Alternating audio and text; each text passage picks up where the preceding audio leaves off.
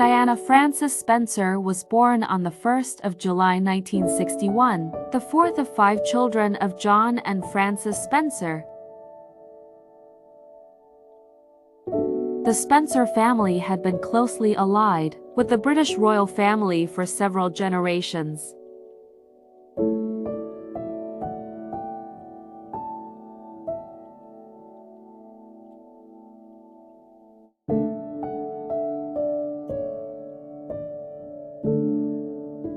She grew up with 3 siblings: Sarah, Jane, and Charles. Her infant brother, John, died shortly after his birth, 1 year before Diana was born. The desire for an heir added strain to her parents' marriage.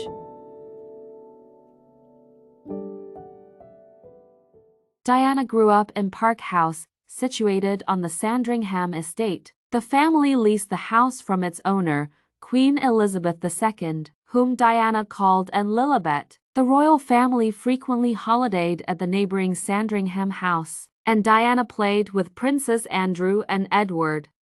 Diana was 7 years old when her parents divorced. Her mother later began a relationship with Peter Shand Kidd and married him in 1969. Diana lived with her mother in London during her parents' separation in 1967, but during that year's Christmas holidays, her father refused to let her return to London with her mother. Shortly afterwards, he won custody of Diana with support from his former mother-in-law, Lady Fermoy. In 1976, her father married Rayne, Countess of Dartmouth. Diana's relationship with her stepmother was particularly bad. She resented Rayne, whom she called a bully. She later described her childhood as very unhappy and very unstable. She became known as Lady Diana after her father later inherited the title of Earl Spencer in 1975, at which point her father moved the entire family from Park House to Elthorpe, the Spencer seat in Northamptonshire. Diana was initially homeschooled under the supervision of her governess, Gertrude Allen. She began her formal education at Silfield Private School in King's Lynn, Norfolk. She then moved to Riddlesworth Hall School, an all-girls boarding school near Thetford, when she was 9.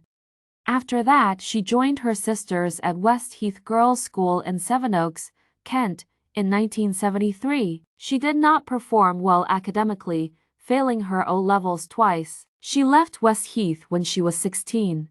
She demonstrated musical ability as a skilled pianist. She also excelled in swimming and diving, and studied ballet and tap dance. After attending Institut Alpin Vitaminet, a finishing school in Rougemont, Switzerland for 1 term, and leaving after the Easter term of 1978, Diana returned to London, where she shared her mother's flat with 2 school friends. In London, she took an advanced cooking course and worked at a series of low-paying jobs. She worked as a dance instructor for youth until a skiing accident caused her to miss 3 months of work. She then found employment as a playgroup preschool assistant, did some cleaning work for her sister Sarah and several of her friends, and acted as a hostess at parties. She spent time working as a nanny for the Robertsons, an American family living in London, and worked as a nursery teacher's assistant at the Young England School in Pimlico. Diana first met Charles, Prince of Wales, the Queen's eldest son and heir apparent, when she was 16 in November 1977. He was then 29 and dating her older sister Sarah. Charles and Diana were guests at a country weekend during the summer of 1980, and he took a serious interest in her as a potential bride. The relationship progressed when he invited her aboard the royal yacht Britannia for a sailing weekend to Cowes. This was followed by an invitation to Balmoral Castle, the royal family's Scottish residence, to meet his family. She was well received by the Queen Mother and the Duke of Edinburgh. Charles subsequently courted Diana in London. He proposed on February 6, 1981 at Windsor Castle, and she accepted, but their engagement was kept secret for 2.5 weeks. Their engagement became official on February 24, 1981. Diana selected her own engagement ring, Following the engagement, she temporarily lived at the Queen Mother's residence, Clarence House.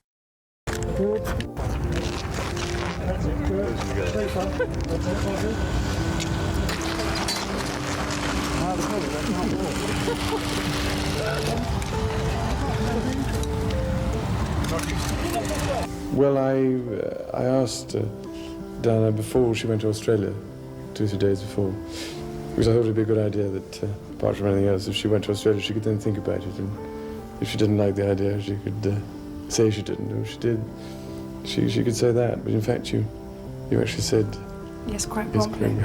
Before you went to Australia? Yes. But they were to sit on it for 3 weeks. Do you find it a very daunting experience that yesterday you were a nanny looking after children, now you're about to marry the Prince of Wales, and one day you would, in all likelihood, be Queen? It's a tremendous change for someone, if I may say, of 19 to make all of a sudden, the transition. It is, but I've had a small run up to it all in the last 6 months. And next to Prince Charles and I can't go wrong. He's there with me. I mean, I've got this house in Gloucestershire, which I acquired last year. With marriage in mind? No, not really. I mean, I did want somewhere very much as a base, and I wanted somewhere which was nearer to the Duchy of Cornwall areas that I could reach then and visit people and look at the farms and things. And so that was very convenient. But obviously, it's been a great help. There's a lot to be done. It's going to be marvellous to have somebody to help sort it out. It was 1977. Prince Charles came to stay as a friend of my sister Sarah's for a shoot. We sort of met in a ploughed field.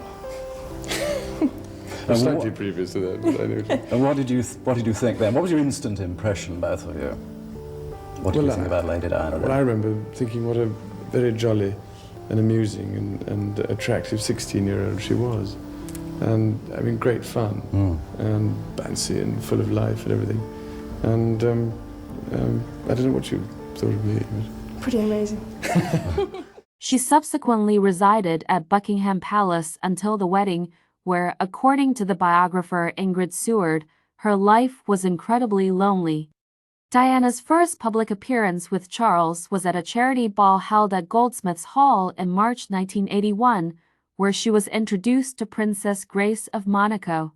Diana became Princess of Wales aged 20 when she married Charles on July 29, 1981. The wedding was held at St. Paul's Cathedral, which offered more seating than Westminster Abbey, a church that was generally used for royal weddings. The service was widely described as a fairy tale wedding and was watched by a global television audience of 750 million people, while 600,000 spectators lined the streets to catch a glimpse of the couple en route to the ceremony. Diana wore a dress valued at £9,000, equivalent today to £43,573, with a 25-foot train.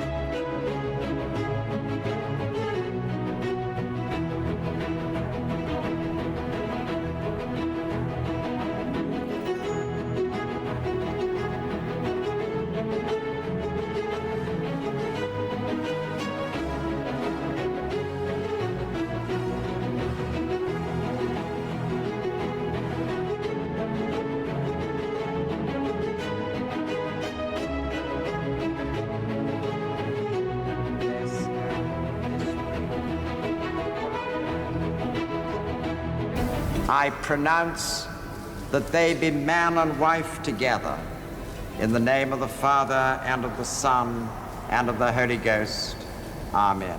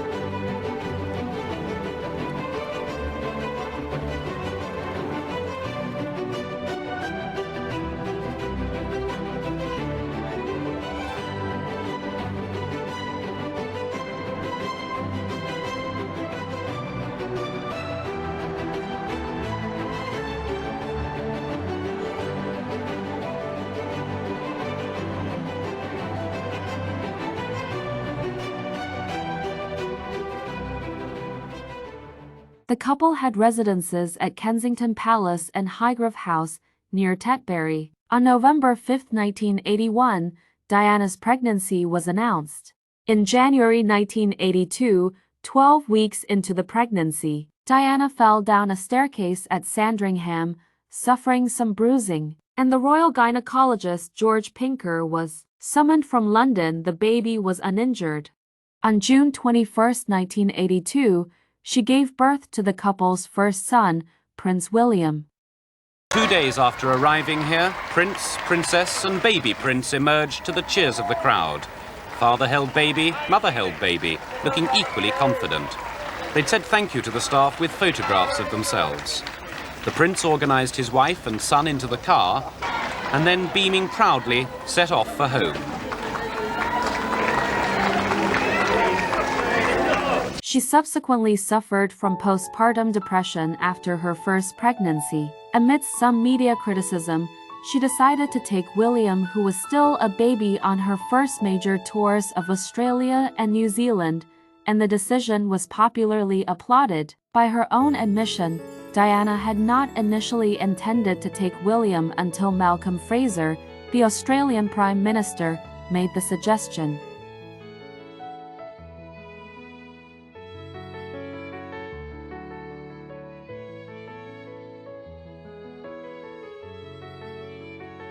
A second son, Harry, was born on September 15, 1984. Diana said she and Charles were closest during her pregnancy with Harry. She was aware their second child was a boy, but did not share the knowledge with anyone else, including Charles, as he was hoping for a girl.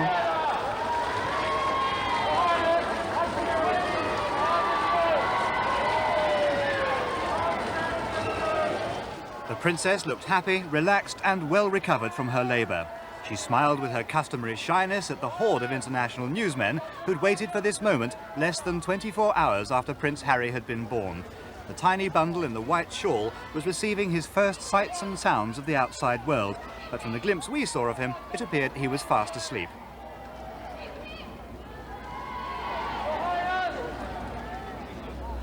Then it was all over, and they drove away to Kensington Palace to start life quietly and alone as a newly enlarged family. Diana gave her sons wider experiences than was usual for royal children. She rarely deferred to Charles or to the royal family, and was often intransigent when it came to the children. She chose their first given names, dismissed a royal family nanny and engaged one of her own choosing, selected their schools and clothing, planned their outings, and took them to school herself as often as her schedule permitted. She also organized her public duties around their timetables. Diana was reported to have described Harry as naughty, just like me, and William as my little wise old man, whom she started to rely on as her confidant by his early teens.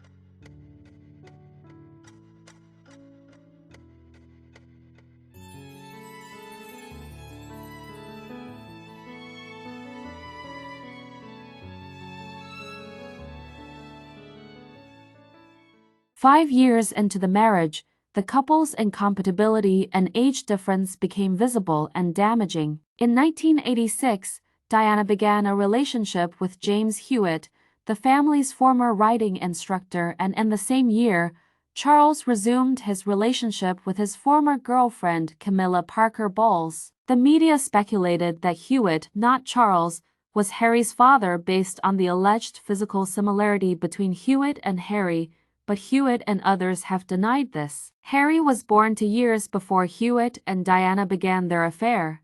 By 1987, cracks in the marriage had become visible, and the couple's unhappiness and cold attitude towards one another were being reported by the press, who dubbed them the Glums because of their evident discomfort in each other's company. In 1989, Diana was at a birthday party for Parker Bowles' sister, Annabelle Elliott, when she confronted Parker Bowles about her and Charles's extramarital affair. These affairs were later exposed in 1992 with the publication of Andrew Morton's book, Diana, Her True Story. And stick my hand out to Camilla for the first time and think she had got over that. We were all upstairs and I was chatting away and I suddenly noticed that there was no Camilla and no Charles upstairs. So this disturbs me. So I make my way to go downstairs again. I know what I'm going to confront myself with. Try and stop me from going downstairs. Then I don't go down there. I'm just going to find my husband. I go downstairs and there's a very happy little threesome going on downstairs. Camilla, Charles and some other man who I didn't know, chatting away. So I thought, right, this is your moment. So I went and sat there and joined in the conversation as though we were best friends. And I said, Camilla, I'd love to have a word with you if it's possible. And she looked really uncomfortable, put her head down. She said, oh yes, right. And I said to the two men, okay boys, I'll just have a quick word with Camilla and I'll be up in a minute. And they shot upstairs like chickens with no heads. And I could feel upstairs all hell breaking loose. What is she going to do? So I said, Camilla, you'd like to sit down. So we sat down and I was terrified of her. And I said, Camilla, I'd just like you to know that I know exactly what's going on. And she said, I don't know what you're talking about. And I said, I know what's going on between you and Charles. And I just want you to know that. And she said to me, very interesting, she said to me, you've got everything you've ever wanted. All the men in the world fall in love with you. You've got two beautiful children, what more would you want? And I didn't believe what she said anyway. So I said, I want my husband. And she said, well, and she looked down the whole time. I said to Camilla, I'm sorry I'm in the way. I obviously am in the way. And it must be hell for both of you. But I didn't know what's going on, don't you? No, I can do it. In the car on the way back, my husband was over me like a bad rash. I cried like I've never cried before. It was anger. It was 7 years of pent-up anger coming out. Cried. I didn't sleep that night. And the next morning I woke up and I felt different. Shift, tremendous shift. I'd done something, said what I felt. Still the old jealousy and the anger swirling around, but it wasn't so deathly as it's been before. And I said to him at the weekend, 3 days later, I said, oh darling, I'm sure you want to know what I said to Camilla. There's no secret, you may ask her. I just said I loved you, and there's nothing wrong in that.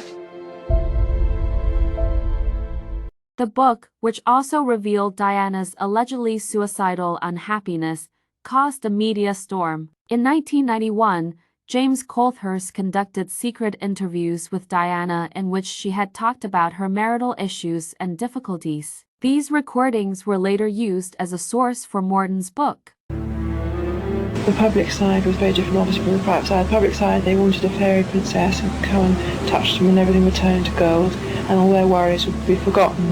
Little did they realise that the individual was crucifying herself inside because she didn't think she was good enough. On the tapes, Diana talked frankly about so many things. The joy she had in raising her two sons, William and Harry. I hug my children to death. I get in bed with them at night and hug them, and I always say, who loves you most in the whole wide world? And they always say, Mommy. It's so important.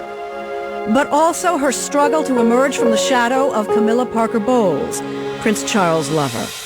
I once heard him on the telephone in his bath, on his hand telephone, saying, whatever happens, I'll always love you. The tapes were recorded with the help of a close friend and revealed Diana's most intimate feelings.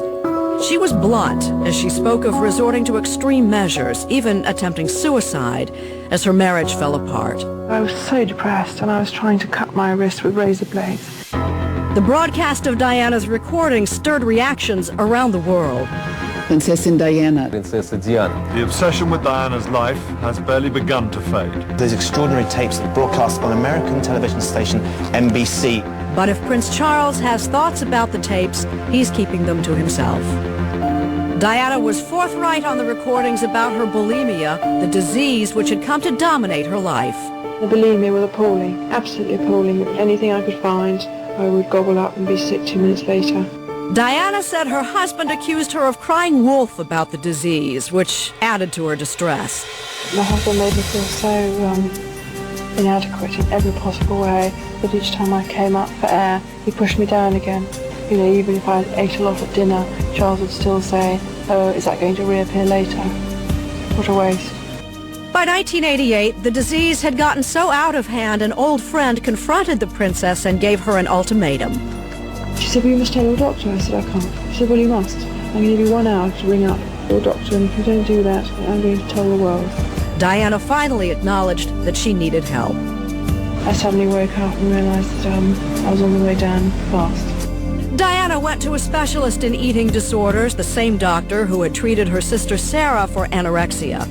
Right away, he suspected Diana had tried to commit suicide. He said to me, "How many times have you tried to get rid of yourself?" And I thought, wow. So I said about 4 or 5 times. He said, "How?" And I said, all various instruments I tried and threats and all the rest of it, glass a lot. And he said, "I can get you better in no time at all. The problem lies with your husband." And he said, "In 6 months' time, you'll be a totally different person." The Queen and Prince Philip hosted a meeting between Charles and Diana and unsuccessfully tried to effect a reconciliation. Philip wrote to Diana and expressed his disappointment at the extramarital affairs of both her and Charles. He asked her to examine their behavior from the other's point of view. Diana reportedly found the letters difficult, but nevertheless appreciated that he was acting with good intent. During 1992 and 1993, leaked tapes of telephone conversations reflected negatively on both Charles and Diana. Tape recordings of Diana and James Gilby were made public in August 1992, and transcripts were published the same month. Intimate exchanges between Charles and Parker Bowles published in the tabloids. The journalist Martin Bashir interviewed Diana for the BBC Current Affairs show Panorama. The interview was broadcast on November 20, 1995. Diana discussed her own and her husband's extramarital affairs. Referring to Charles's relationship with Parker Bowles, she said, "Well, there were 3 of us in this marriage, so it was a bit crowded." She also expressed doubt about her husband's suitability for kingship. How prepared were you for the pressures that came with marrying into the royal family? At the age of 19, you always think you're prepared for everything. This was the moment Britain had been waiting for, and they packed the pubs, just as they did for the royal wedding 15 years ago. Millions of televisions in millions of homes were tuned in. Princess Diana in her own words. And with a husband who was having a relationship with somebody else? A husband who loves someone else, yes. You really thought that? I didn't think that, I knew it. Do you think Mrs. Parker Bowles was a factor in the breakdown of your marriage? Well, there were 3 of us in this marriage, so it was a bit crowded. The interview proved to be the tipping point. On 20 December, Buckingham Palace announced that the Queen had sent letters to Charles and Diana, advising them to divorce. The Queen's move was backed by Prime Minister John Major and by senior Privy Councillors, and according to the BBC, was decided after 2 weeks of talks. Charles formally agreed to the divorce in a written statement soon after. In February 1996, Diana announced her agreement after negotiations with Charles and representatives of the Queen, rioting Buckingham Palace by issuing her own announcement of the divorce agreement and its terms. In July 1996, the couple agreed on the terms of their divorce. The decree nisi was granted on July 15, 1996, and the divorce was finalized on August 28, 1996. Diana was represented by Anthony Julius in the case. The couple shared custody of their children. She received a lump sum settlement of £17 million, equivalent to £40 million in today's money, as well as £400,000 per year. The couple signed a confidentiality agreement that prohibited them from discussing the details of the divorce or of their married life.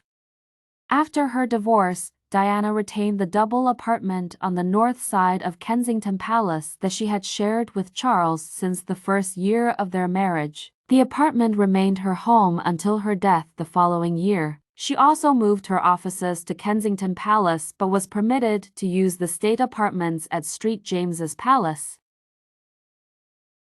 In 1983, Diana confided to the Premier of Newfoundland, Brian Peckford, "I am finding it very difficult to cope with the pressures of being Princess of Wales, but I am learning to cope with it." She was expected to make regular public appearances at hospitals, schools, and other facilities. In the 20th century model of royal patronage, from the mid-1980s, she became increasingly associated with numerous charities. She carried out 191 official engagements in 1988. Diana developed an intense interest in serious illnesses and health-related matters outside the purview of traditional royal involvement, including AIDS and leprosy. In recognition of her effect as a philanthropist, Director of the UK Institute of Charity Fundraising Managers, said her overall effect on charity is probably more significant than any other person's in the 20th century. Diana was the patroness of charities and organizations who worked with the homeless, youth, drug addicts, and the elderly. From 1989, she was president of Great Ormond Street Hospital for Children. She was patron of the Natural History Museum. From 1984 to 1996, she was president of Barnardo's, a charity founded by Dr. Thomas John Barnardo in 1866 to care for vulnerable children and young people. In 1988, she became patron of the British Red Cross and supported its organizations in other countries such as Australia and Canada. She made several lengthy visits each week to Royal Brompton Hospital, where she worked to comfort seriously ill or dying patients. From 1991 to 1996, she was a patron of Headway, a brain injury association. In 1992, she became the first patron of Chester Childbirth Appeal, a charity she had supported since 1984. In 1994, she helped her friend Julia Samuel launch the charity Child Bereavement UK, which supports children of military families, those of suicide victims, and terminally ill parents, and became its patron. In 1987, Diana was awarded the Honorary Freedom of the City of London, the highest honor which is in the power of the City of London to bestow on someone. In June 1995, she traveled to Moscow. She paid a visit to a children's hospital she had previously supported when she provided them with medical equipment. In December 1995, Diana received the United Cerebral Palsy Humanitarian of the Year Award in New York City for her philanthropic efforts. In June 1997, and at the suggestion of her son William, some of her dresses and suits were sold at Christie's auction houses in London and New York, and the proceeds that were earned from these events were donated to charities. Her final official engagement was a visit to Northwick Park Hospital, London. On July 21, 1997, her 36th and final birthday celebration was held at Tate Gallery, which was also a commemorative event for the gallery's 100th anniversary. Diana was patron of the Halo Trust, an organization that removes debris, particularly landmines left behind by war. In January 1997, pictures of Diana touring an Angolan minefield in a ballistic helmet and flak jacket were seen worldwide. Diana's work on the landmines issue has been described as influential in the signing of the Ottawa Treaty, which created an international ban on the use of anti-personnel landmines. For her first solo official trip, Diana visited the Royal Marsden NHS Foundation Trust, a cancer treatment hospital in London. She later chose this charity to be among the organizations that benefited from the auction of her clothes in New York. The Trust's communications manager said she did much to remove the stigma and taboo associated with diseases such as cancer, AIDS, HIV, and leprosy. This is BBC One. We've interrupted our programmes for a news report. We now go over to Martin Lewis in the news studio. We interrupt this film to tell you we are getting reports that Diana, Princess of Wales, has been badly injured in a car crash in France. It's been reported in the last few minutes that Diana, Princess of Wales, has been seriously injured in a car crash in Paris. But one wonders if one is being told the whole truth at the moment. Stephen, I have to interrupt there because within the last few moments, the Press Association in Britain, citing unnamed British sources, has reported that Diana, Princess of Wales, has died. This is not yet confirmed by any official source. Leaving the sad news here at Sky Centre, confirmation from our very own Foreign Secretary Robin Cook, who's in the Far East at the moment, that Diana, Princess of Wales, has in fact been killed in that car accident. This is BBC Television from London. Diana, Princess of Wales, has died after a car crash in Paris. The French government announced her death just before 5 o'clock this morning. Buckingham Palace confirmed the news shortly afterwards. Normal programmes have been suspended while we bring you the latest developments throughout the morning. Diana died on August 31, 1997 in a car crash in the Pont de l'Alma tunnel in Paris while her driver was fleeing the paparazzi. The crash also resulted in the deaths of her companion Dodi Fade and their driver, Henry Paul, who was also the acting security manager of Adel Ritz Paris. Trevor Rees-Jones, who was employed as a bodyguard by Dodi's father, survived the crash, suffering a serious head injury. The televised funeral, on 6 September, was watched by a British television audience that peaked at 32.1 million, which was one of the United Kingdom's highest viewing figures ever, and a United States television audience that peaked at 50 million. The event was broadcast to over 200 countries and was seen by an estimated 2.5 billion people. Mourners line the street, numbering in the thousands. Diana touched the lives of so many in her 36 years, and people of all backgrounds take her loss heavily. The tears at her funeral flow with intensity as the crowds come to terms with the finality that this event signifies. Though the English are well known for their stiff upper lip mentality, in this circumstance, that mindset is left behind. Today is September the 6th, 1997. It's been a week since the tragic news of Diana's fatal car crash shocked the world, and her funeral service is set to begin shortly. Here, her family. Prince Charles, divorced from Diana for a year and separated unofficially for 4. William, wrestling his emotions as the cameras and paparazzi encroach on this most private moment. Diana called him her little wise old man. He's 15. Harry, he's just 12 years old. He always wanted to have a normal life, and instead he has to stand here, stifling his grief. The cortege makes its way down the Mall and towards Westminster Abbey.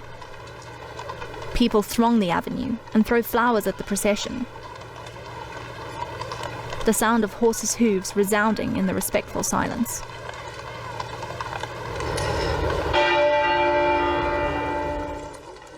The mourners have come from all over for this historic funeral. The televised broadcast reached 32.1 million people in the UK and 2.5 billion people all over the world. It remains one of the most viewed events to this day. The funeral procession marches on, with Prince Charles, Prince Harry, Charles Spencer, Di's brother, Prince William, and Prince Philip behind. It was Harry and William's special request to walk behind their mother's casket as it pushed on towards the Abbey. What courage. Prince Harry, one beat ahead of the others, eager for all this to be over. The crowds look on solemnly as the family walk past. At Westminster Abbey, the guests are arriving. Elton John, who will sing Candle in the Wind, altered in tribute to Di, with new lyrics including Goodbye England's Rose. Hillary Clinton and Queen Noor of Jordan.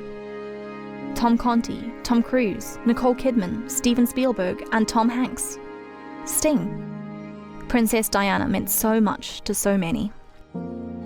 Sian Kidd, Diana's mother, takes her place in the Abbey with Diana's sister, Lady Sarah McCordale. Sian made the powerful statement, I thank God for the gift of Diana, and for all her loving and giving, I give her back to him, with my love, pride, and admiration, to rest in peace. And now, the Queen. She was accused of being particularly cold in her reaction, or lack of one, to Diana's death. This is one of the few times that the general public has been openly angry at the monarch, and her initial refusal to leave Balmoral Castle and return to London to mourn. The Queen was adamant that she should remain with her grandchildren and shelter them from the media onslaught. However, the Union Jack was flown at half-mast even without Her Majesty's presence at the palace, a very rare honour. Inside Westminster Abbey, the Queen walks with the Dean of Westminster, Wesley Carr. The Archbishop of Canterbury has no authority in the Abbey, a peculiarity meaning that the Dean will officiate the service. The cortege continues its journey to the church.